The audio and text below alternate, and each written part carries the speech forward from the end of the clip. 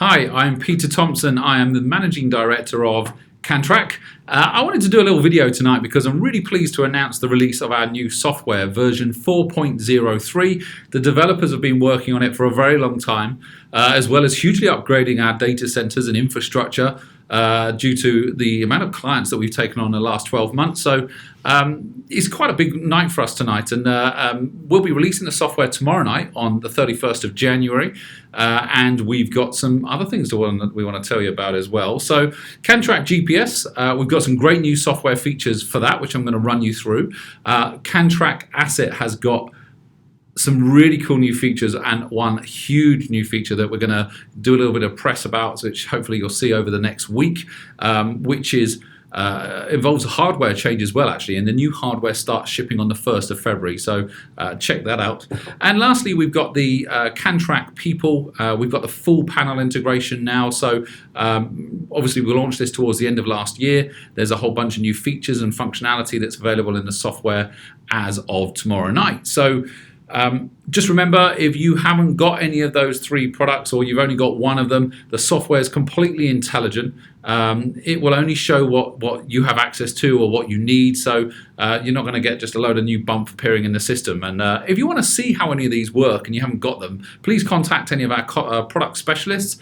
And in terms of training, this video is only a little glimpse in terms of what the features can do, and also the rest of the software as well. So we have a dedicated customer care specialist, a lady called Emma. So please call in, talk to her, talk about what you want to do, and she will set up dedicated training for you and for your team over screen share remotely. So you can do it all from the comfort of your office. It is a free of charge resource, so please make sure you use it. She's a fantastic knowledge base to tap into, and obviously you've got the rest of the team here for anything else as well. But please do keep feeding back to us your functionality requests, the features you'd like to see in the hardware, because we genuinely do take note of it. And everything you see tonight, without exception, even hardware changes, are directly as a result of the feedback that you've given us. So we do listen. We commit to spending a lot of our money, minimum of 10%. That's actually written as a company policy into R&D each year, and that really is a minimum. So you know that when you buy our products, it's the start of a journey and not the end. We're always developing and listening to what you want to see. So I hope you enjoy the new features I'm about to show you, and thanks for watching. Start with a little bit of training. Okay, so on the left hand side here you are going to see some section timing, so you can skip forward to the part of the video that's relevant to the products that you have. However, if you just keep watching this first bit, because there are some things that we need to go through that affects all the different products. So we're going to do that first of all. You'll notice here at the bottom we've now got a did you know. So this is really just to highlight some of the key features that are changing within the software, just in case people don't have time to read the release notes and watch the training videos, etc. We've just introduced that in there. So let's log in. Okay, so first things first, the layout is, as you can see, pretty much the same as it was before, but we have one major addition here on the right hand side, which is the notification bar.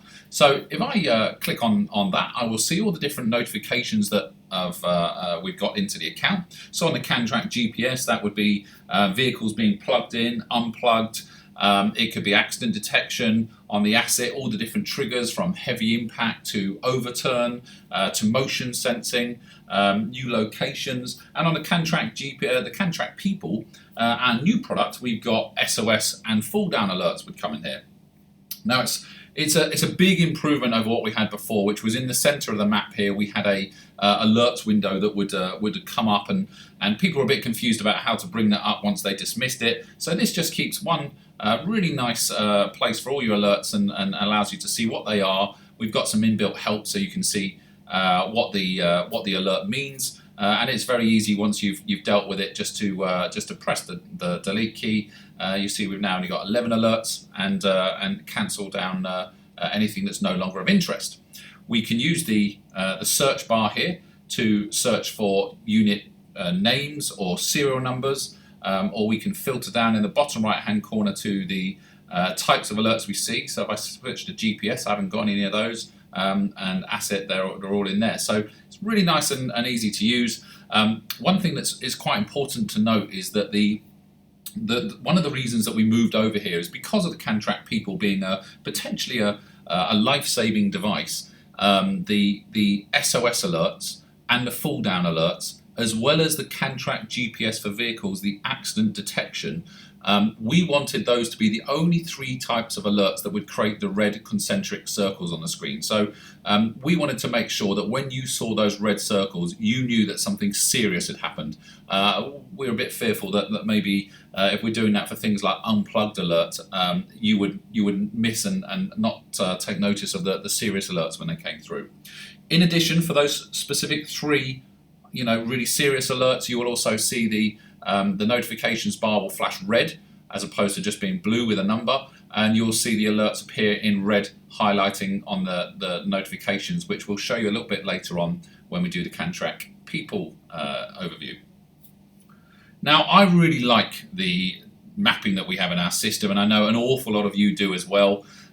We have fantastic OSM map quality. If I move that around, I can show you we've got industrial areas, we've got building, housing outlines. The mapping quality that we have from one-way streets to car parks to business addresses means that actually you don't really need to use the Google satellite layer. However, we do have it there if you do want it. So maps are a personal preference, and I know a number of you have asked us recently for whether or not we will release a Google Maps version of our software. Well, we're really pleased to announce that we have done that for you. We are actually a full Google partner, so we've got all this kind of data anyway. If you just bring up the settings window, you will now see there's a default map option between OSM, which is what you're used to, and Google. So just switch it over, press save, and you now have Google Maps. So no problem at all. I will just say to you as well that in Q2 of this year, we are going to be releasing our next version of the software, which will actually have Google Street View in there as well, which is going to be really cool. So we'll tell you more about that as and when.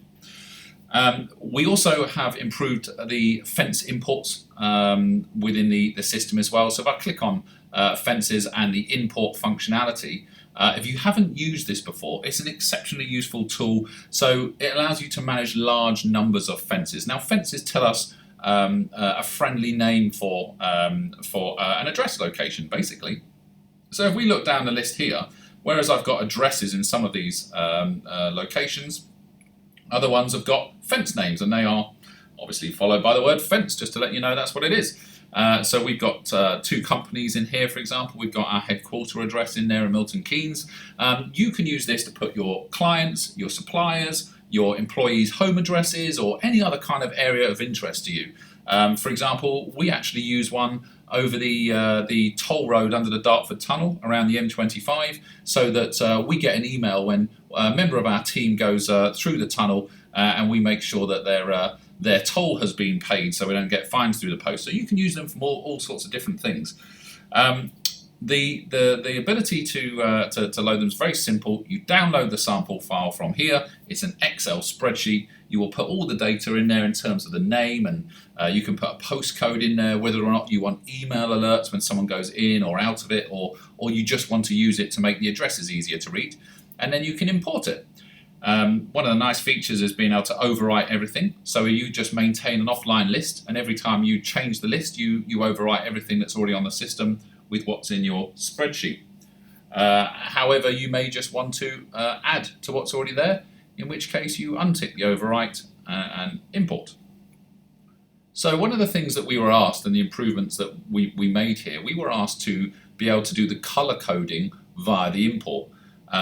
People use colors of fences. You can see behind me on the screen here, I've got orange and green, and further down I think there's some other colors, but people actually use those colors as a way of identifying visually what the fence is before they zoom in or take a look at it. So they might use orange, for example, for suppliers, and green for clients, and it just provides a slightly easier visual clue. Now we've now incorporated that into the sample report, and that is now a field that you can import, so hopefully you're going to find that useful. One other thing that I should mention as well, if I take a look, let's find another fence that's around somewhere. There we go. Okay, so if I now, instead of going into the fence to edit one of these fences, the perimeter or location, I can now just double click on it, and it takes me into the management of that fence and allows me, if I want to drag the location of it, move it around, maybe make the size a little bigger or smaller, without actually having to go into the fences screen. So it's just a little user interface advance. So let's start with CanTrack GPS.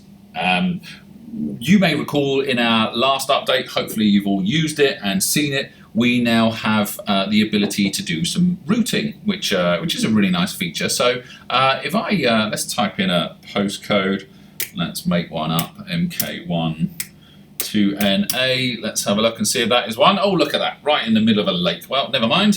This will put our routing to the test, and you will require a boat to finish this journey. If I take this as a starting point, I can right click on it. I can now navigate. I could have chosen a specific vehicle beforehand and navigated that device to this, or I can look at who my nearest devices are. So I can, if that's a job that's come in or something that needs servicing by your engineers, whatever it may be, you now can find the nearest 10 people to that, and if you click on any one of them, it will then take a route and show you how to get there. It will tell you not only a set of addresses, but address directions, but how long the journey is and roughly how long it should take. So if you're looking to provide an ETA to a customer, or you're being chased to find out when your engineers, your service people, your salesperson, whoever it might be is going to be with you, you just use the routing. So we got asked on the back of that, because people are quite excited about our TomTom integration there, that we were asked if we could then do some optimization. So what that means is they want to look at the routes that people took and find out whether or not they were an efficient route.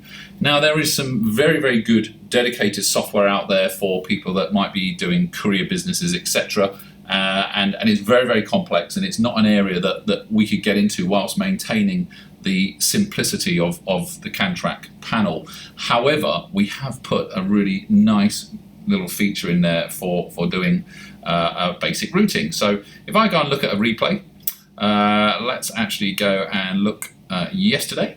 Okay, so this was me coming back from Heathrow last night, and what I can do with this, I'm looking at the journey, and you'll see next to it we've now got these little icons on the end of every single journey that you'll see in the visual replay. So I can just take one of these journeys and I can click on a button, and it will then go and show me not only my route, but it will overlay with this blue line over here. It will overlay the route that it sort of suggested that I should have taken to be most efficient. So if I look at that, I can see that I actually took a route that was 4 miles less than the one that was suggested here. So you can see my route actually gave me a green positive minus here of 4 miles. Route I actually took 6 minutes longer than the optimized route would have suggested. So this is a great example of how route efficiency can ensure you get the most out of your drivers. Now, yet again, any individual route, it doesn't take into account traffic that occurred at the time. However, you can clearly spot traffic by the grouping. You see the tight grouping here of icons. It makes me realize that there's clearly some traffic. You can see exactly where the hold-ups start slowing down, and where you're getting nice, even journeys. So, although occasionally you might find drivers aren't doing the most optimal route, if it's happening on a regular basis, then it may be time for you to look at the way that you're routing your jobs, or the way that the driver specifically is actually getting to the jobs. And we hope you like that feature. And just close this down, and off it goes. Right. We also have created the ability to link, I'm going to put it in CanTrack GPS, but it also applies to CanTrack Asset. We can now link the new CanTrack People device. You can see the orange icons here. We can now link them through to a vehicle or to an asset. So instead of having two icons here, let's say that this is me and this is my car, I can actually just have one icon, which is my car, and then draw a line to show where the person is. So you might be parked up in London working half a mile away from where the actual vehicle is being parked. So from a lone worker point of view, this makes a real big difference. It's very simple, but I haven't seen anyone else do this. I think it's a really nice feature. So if I click on this unit here, so we have a CanTrack asset that's here. Okay, woke up this morning, and in relation to you see this orange line. It's a little bit cluttered here, I'm afraid, because this is obviously we've got vehicles littered around our offices here, as well as various other things. But this orange line here for people drawn to these group of the people in the personal locator, it shows us exactly how far the people are from the asset unit. So hopefully that's something that you like as well. Finally, for the CanTrack GPS, we now have the ability to sync hours. So this is for slightly more niche uses of the CanTrack GPS, where people not only want to track the mileage, which of course we do, as you know, but they also want to check the hours on the engine. Some types of vehicles actually have servicing that goes on the hours as opposed to the mileage, or potentially even both. So we now have that option within the system. If you want to find out a little bit more what it's about, or that sounds relevant to you, give our product specialist a call, and we'll go into it in further details. Okay, so let's have a look at the CanTrack asset. We've got some pretty big news on the CanTrack asset, and I'm just going to start straight away with that because it's some big functionality changes. We have been asked a number of times by people within the configuration of these units whether or not we can have our cakes and eat it. Now, what I mean by that is these are battery-powered units. We know that that battery and conserving battery is the most important thing. It gets us the best value out of our investments, and hopefully keeps them running for an awfully long time. Now, in terms of doing that, what we typically do for most of our clients, certainly if their main interest is theft, we will have the unit wake up at a pre-scheduled time, let's say 10 a.m. Some people prefer it at different times of day depending on how their business runs. That's when they'll get a location so they can see where their entire fleet is at that time, and we can select any time, any hour of day for those reports, and up to 4 of them. So that gets us the best battery life, and we know that the 90% recovery rate tells us that once a day is more than enough.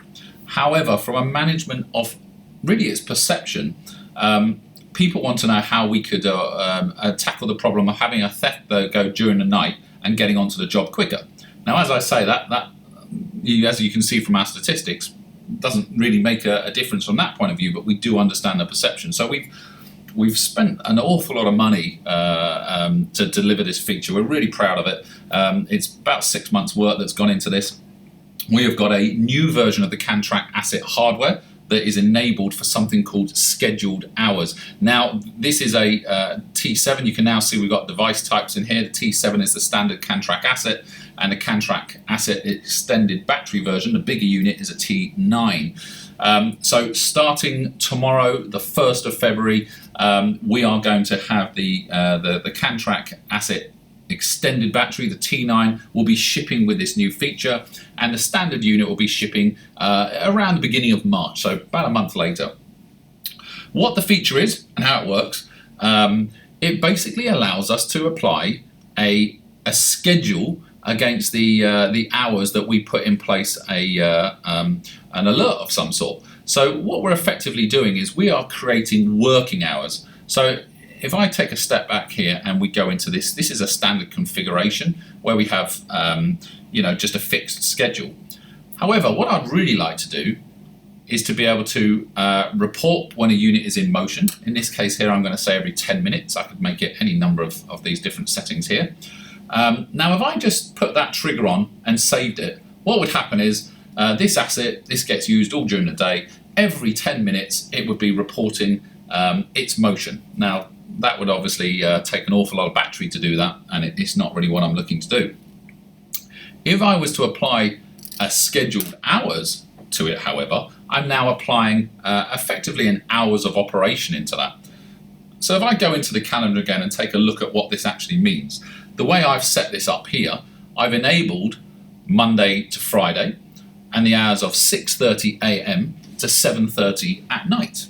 And what that's saying is during those hours, I'm going to use that machine, and I want you to disarm the motion sensor or the motion reporting during those hours. And at the weekends, I can enable or disable. You can see at the weekends, I don't have any working hours. So I don't expect that asset to be moving at all at the weekends, and I don't expect it to be moving between 6:30 and 7:30. Let's actually just change that back to 6:30 and 7:30 as well. So Mr. Bad Guy comes along and steals my asset at 10:30 at night and starts moving around with it. I'm going to immediately start getting reports, motions. You're going to know about it. You can deploy our investigation team and we can go and get it back for you immediately. That's complete peace of mind. That's what we would call a positive use of battery power, because it's one of the key reasons that people buy our products. However, during my normal working hours, that will cost no battery whatsoever. Hence the having your cake and eating it. So we're really chuffed with this feature. Hope you like it as well.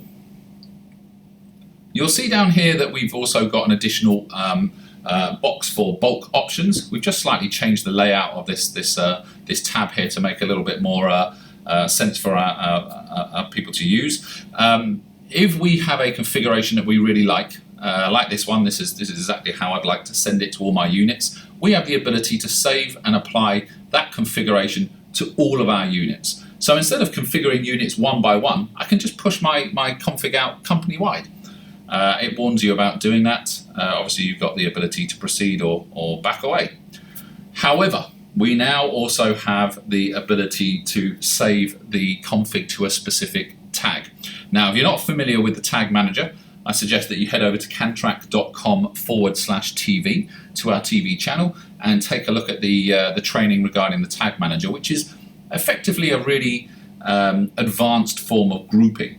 So I might say, for example, that I want to apply this configuration. I've put a couple of tags in here, but we'll start again. I'm going to go in here and I go, well, I know that I've got some managers, so I can just start typing. You'll see it's just like all of our search windows. The more I type, the more it narrows down the lists. As soon as I've got the one I want, I can either click on it or just hit return and it will go in there. So now I'm going to send this configuration to all of my CanTrack asset units that are in the managers and engineers tags. So it allows us to be much more focused. If you've got a really large fleet of units, we've got customers out there with thousands of units, this allows them to really easily manage the reporting to specific groups or even to specific clients. On the left-hand side here, you'll see this one's not quite reached it yet, but we've got battery power. Previously, it could go all the way to empty when it was out of battery. Now, once that hits 12% or less, you're going to see this icon turn red, and we're just trying to visually draw your attention to the fact that a unit's starting to run low on battery. Of course, with our bigger units, 12% could be giving you an advance warning of a year of battery life left. So it's all relative, but it's there to try and make life a little bit easier for you. And on that same note, one of the other things that we are doing with these units is we have provided a fault finder report. So as always with our software, it only shows you the reports that are relevant to the unit that you've got. You'll see here we have now got a fault finder report. And by the way, I would recommend that you schedule this report as, say, a weekly report, so it comes to you. You don't have to think about looking at it every week. You can get a report delivered straight to your inbox. However, we're going to view that now. Within there, you're going to get a couple of different types of risks. So the two risks that we've got are battery low stroke high risk, which is the top box. So anything which is low on battery is automatically put into high risk, and anything that sits in no communication is going to be in there as well. So if we've got a unit that hasn't communicated with us for more than a few days, we're going to put that into the fault finder report. And just while I'm talking about this, by the way, you'll remember within the settings, under the alert settings for the CanTrack asset, we do have the ability already to notify on no communication. So the fault finder is for looking at the whole of your account. If you want specific units to email you after a time, anything up to 14 days of no communication and all the way down to 1 day. So if you really want to be on top of it, if a unit doesn't respond for some reason, and it could be in an area where there just absolutely is no mobile signal, then you can set it all the way down to a day. We'd typically say 3 days is a time where I'd start getting a little bit more concerned if I haven't heard from a unit. So what we're talking about in a fault finder is in addition to the existing system settings that we've got. So in here I can click on any of the units to go and focus on that unit, take a look at it, investigate it, and you can also export everything out of this list in here to a spreadsheet to look at offline. You will also notice in here we have something that says GPS disabled. So this is a brand new feature that we've introduced in version 4.03. It is basically designed to maximize the battery life of your unit. If you have a unit that is positioned so deeply inside an asset that it can't get GPS, or in fact maybe it still can get GPS but it takes a long time to do so, it's using more battery than you'd want, and it's decreasing the amount of time that you will get out of your battery life. So you're probably going to know about it if it hasn't got GPS already, because you'll see triangulated positions.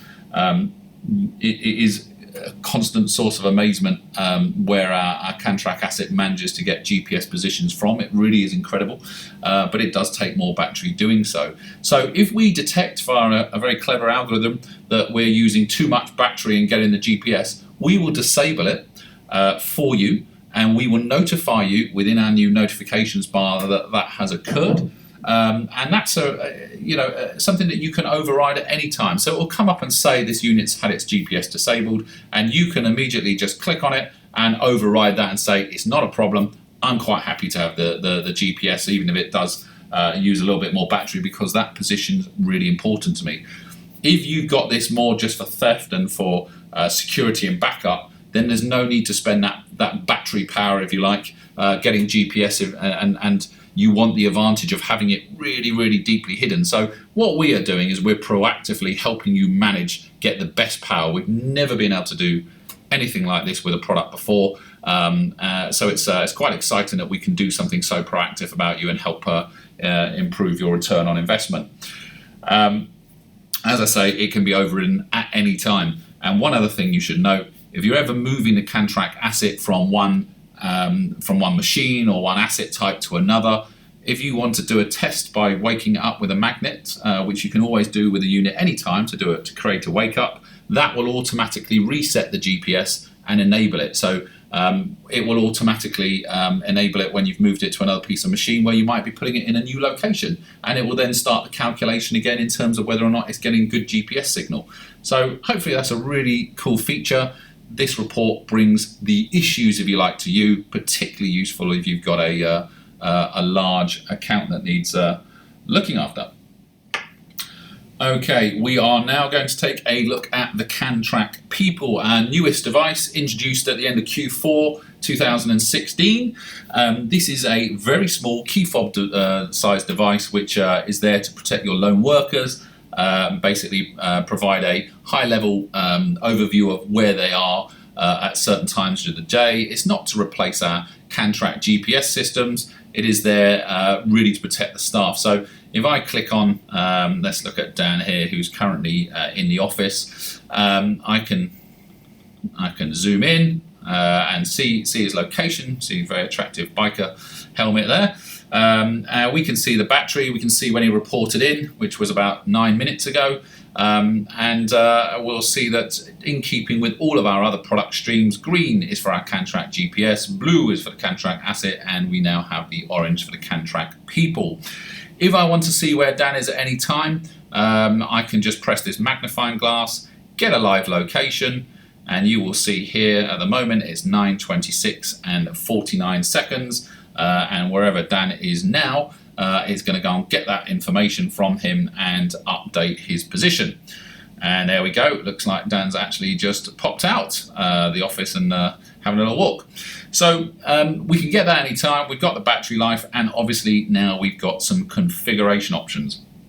You'll see here a lovely array of different people indicating the type of job or the type of risk that you may be. and give you a visual clue onto who we're looking at. We have the ability to put our people units into tags, just like we do with assets and GPS, and give them friendly names. Under the device configuration settings, this is where we've got some additional functionality in here. So by default, the units are going to come out to you configured to report in every 30 minutes as standard. So it's really just an update where I am, what I'm doing. Like I say, at any time you can just do a live location if you need to see where they are right now. We also have full detection. The full detection, if I enable it, which is to the right there, it's very intelligent, this. So if I put my CanTrack people on a key ring, for example, and drop my keys on the table, it's not going to set it off. It actually detects the type of motion. So you really do need to fall over to activate this.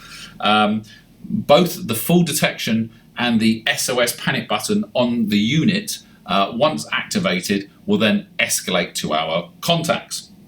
It is important to note with the full detection that it will actually sound a buzzer for 10 seconds to give you a chance to cancel it. If, for example, you've had a fall but you're actually okay and maybe just hurt your knee a little bit but you're okay on your own, it gives you 10 seconds in which to cancel the alarm, stand it down before it escalates it.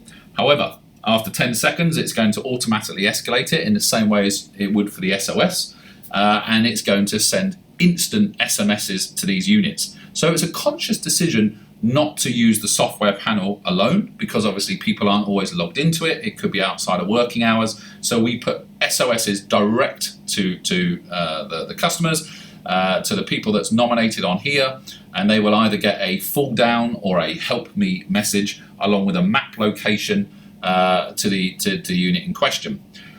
Once it's sent those messages, it will, of course, also highlight onto the panel. I'm going to demonstrate that in a moment.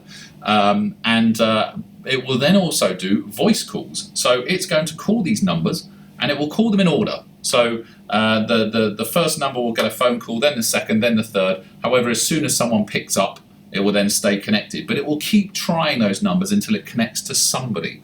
So this is a really comprehensive way of managing people. Now, if I take the unit that I've got with me now, okay, I have just pressed my SOS button. So right now, all of those things that I just talked about are taking place. You might have just heard a ding. That ding is actually the unit coming through, and suddenly we've got an alert. So you'll notice straight away that our notification bar has now got a red alert in it. It's SOS button. Oh, there we go. I'm now getting the phone call. I'm going to decline that, in which case it's going to call me back again in a few moments and start calling other people on my list.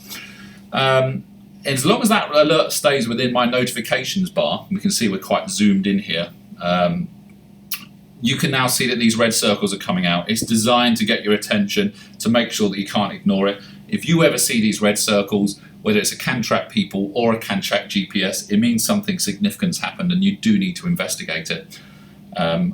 Once we have, hopefully it's a false alert in this case and there's no problem, we can just go to our notifications bar and we can stand down the alert and everything disappears.